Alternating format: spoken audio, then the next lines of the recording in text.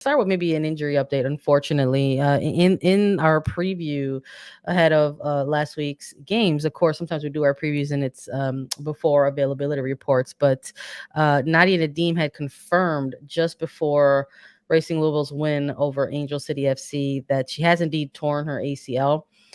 She had just torn her right ACL in September of 2021, and went through a comeback to push through to the Euros with Denmark. And now she confirmed that the injury that she exited the match against the Portland Thorns was another ACL. So best wishes to her. Not something that you want to see if you're a racing fan, maybe at this time in the season as well, right? It's towards the Any end. fan. I'm Yeah. gonna speak for any fan out there. This is devastating. That's But such a tough road to sort of like have to go through all that, once already just last year, and then now you've got a similar journey already paved for you, the rest of the way, and it maybe puts a question mark around things for the World Cup. yes, I think that's really important to talk about and touch on. I mean, Nadim tore her right ACL early September of 2021. And at that point, completely devastating for her, for Racing Louisville, for Denmark, her national team. She was just on the cusp of 100 caps for that team. And she made a verbal statement saying that I want to be back. I want to play in the Euros. I want to play in the World Cup. I'm going to work her butt off to recover and to come back stronger and better than ever. And she did that. When she first stepped onto the pitch this year, I was like, wow, that's the quickest ACL recovery I've ever seen.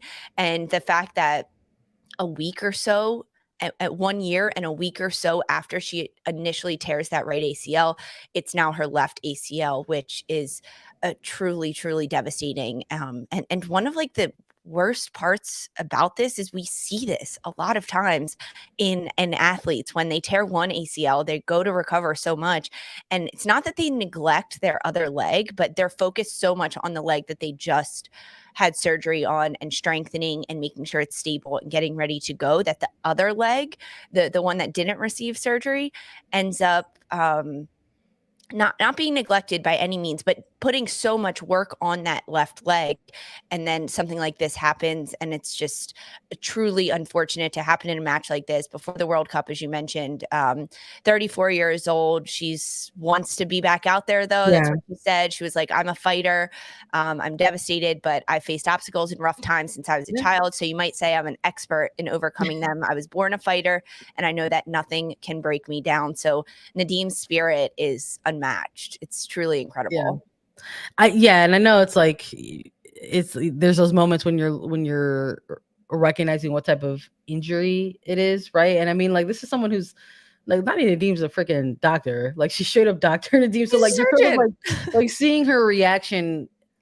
This is obviously someone, any professional athlete kind of knows their body better than anybody, right? And then you have B, this added component where it's just like she's a medical professional, and you're just like, oh, like she definitely knows. She really knows what's going on with her body, and you were just hoping that it wasn't the worst. But that she went in ahead and confirmed her injury. And you don't ever want to like highlight things like age, stuff like that, but it's just one of those things where it's like health and in science, it's just like your body kind of heals differently if you're an athlete in your 30s versus an athlete in your young teens, right? So I'm hopeful that she's able to make a speedy recovery. And then like outside of like NWSL, like knowing this international window's coming up, like obviously she's not going to be part of that roster for Denmark going up against Australia and their friendlies, right? You wonder, like, with the short kind of timeline, it's like about 8 to 9 months or so for the next World Cup, when rosters will probably be named. That's close. It's really, really, really close, right? So you just wonder like what it also means for a team, a program like Denmark, right? I believe Bernal Harder is also like kind of nursing a hamstring injury at this moment. I do believe she got named to the roster in October, so perhaps that's good news. But you just never know. It's just this next timeline, like this next phase of build up to the World Cup is so short. I think shorter than people anticipate.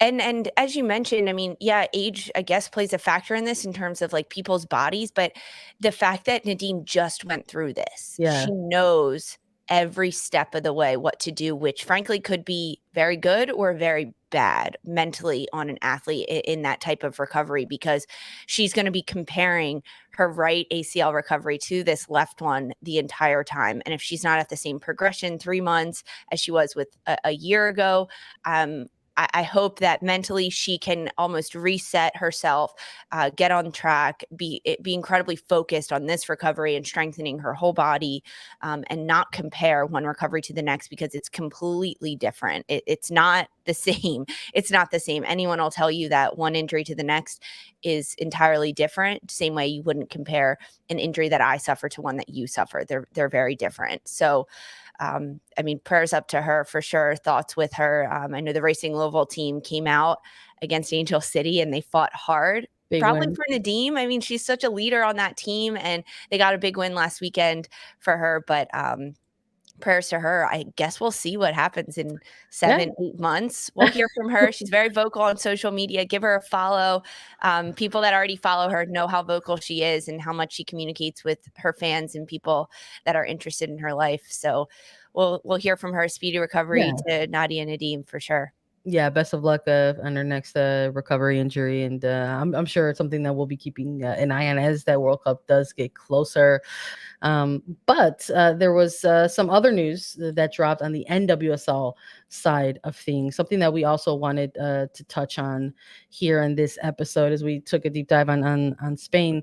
We wanted to talk about a situation that had occurred with San Diego Wave and Angel City FC during that very epic sellout crowd of 32,000. There unfortunately was a very terrible incident that occurred. The San Diego Wave were investigating an alleged racist incident from that match, in which a visiting fan, an Angel City fan, had said that they were essentially harassed and targeted. And the San Diego Wave FC organization went ahead and gave an update saying on Saturday, September 17th at Snapdragon Stadium, a Wave FC fan reportedly directed a racial slur and physical action towards two visiting Angel City FC fans. The club investigated the incident with the support of Snapdragon Stadium, the NWSL, and Angel City. Follow-up interviews were conducted with witnesses to the incident. Although witnesses did not corroborate the use of offensive racist language, they supported the report of threatening and physical behavior at the game. The fan was issued a warning by security during halftime. However, the behavior continued and escalated at the end of the match.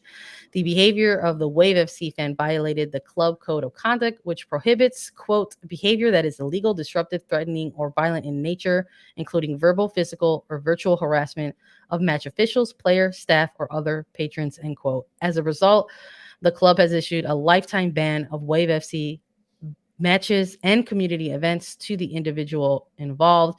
And they concluded their statement by saying, if you see any incidents occurring at Snapdragon Stadium, to say something, contact a guest service representative or text your concern to 619-393-5705. So unfortunate that something like that even had to happen. Horrible. Quite frankly, disappointing, horrible. Grateful that the organization issued this strong of a consequence. I'm not going to lie, Lisa, when I first saw this drop, I thought it was going to be something that was swept away and under the rug. This is not the first time, unfortunately, an alleged racist and harassing type of incident has occurred across NWSL stadiums.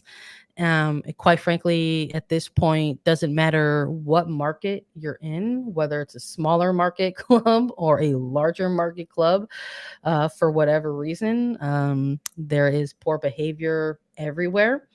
And I was a little taken aback at how swiftly this investigation was concluded, and B, the end result and the consequence that was delivered. Yeah, I mean, the fact that this happened is just horrible. Come on. People do better. I know most of you do, but like it's the fact that this is even happening is just outrageous to me. But I think that it was called upon. it seems like they spoke to the individual at halftime, and then as the game continued, that's when, that was a which is little like bit a of new little information, right? like a little interesting that they spoke to the individual at halftime. It was kind of like, hey, calm down, I guess. I don't know what they said. But the fact that then continued and it was like, okay, you're done. All wave games, all wave community events. We've seen before when individuals get banned from certain stadiums, but this from San Diego Wave saying you're banned from all of our games and all of our community events, meaning like you can't come around at all. I also want to shout out Sleep Eat Repeat here in our chat, because I think you make a great point, which is something like this needs to be recognized, that it takes one highlight away from the 3,199 other fans, because this was a huge game for San Diego Wave FC in Snapdragon Stadium, a crowd of 32,000 against Angel City. It was a sellout. It was an NWSL attendance record. It was something that San Diego maybe didn't think they could do initially, that NWSL didn't think they could do initially. I know that I had my hesitations at first when we saw San Diego playing in Torreo, a stadium that sits about 6,000, and they were selling that out weekly. But can you go to a 32,000 seat stadium that is Snapdragon and continue that? Yeah, they sure can. And I think that's definitely what needs to be celebrated, that it was a sellout crowd against Angel City in this new stadium. San Diego is, I mean, I've like blown away by the expansion sides in the NWSL this year, whether it's Angel City and everything they've been able to do, or San Diego and everything they've been able to do with this 32,000 sellout crowd, NWSL playoffs in their first year as an expansion side. There's just a lot to be celebrated here as well that I think it's good to touch on. Yeah, and I hope that something like a resolution like this, ultimately is something that supports, Martin Macias. He was a person that sort of took to Twitter and talked about the experience that he and his partner had while at this game. They were visiting fans. Like they were. It was a California clash. It was two new expansion teams, Cali clubs going head to head, and I would imagine in the future there's going to be a lot of crossover, right, between the two fans.